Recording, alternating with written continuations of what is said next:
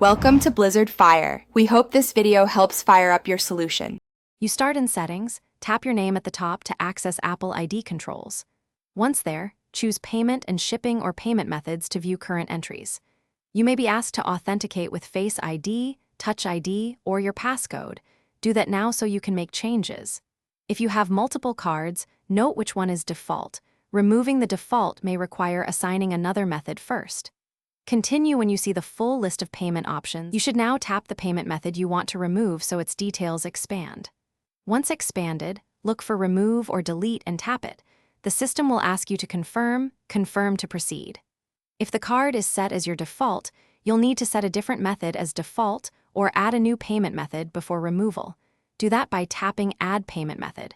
Make sure billing addresses and subscriptions won't break when you change the default.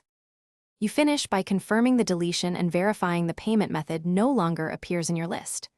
Once done, make sure to check active subscriptions, App Store balance, and recent receipts so no charges fail. If the Remove button is grayed out, sign out of your Apple ID, then sign back in and try again, or add a new payment method and retry. If problems persist, contact Apple support. They can resolve account locks or region-specific restrictions. Thanks for watching. If you found this helpful, don't forget to like and subscribe.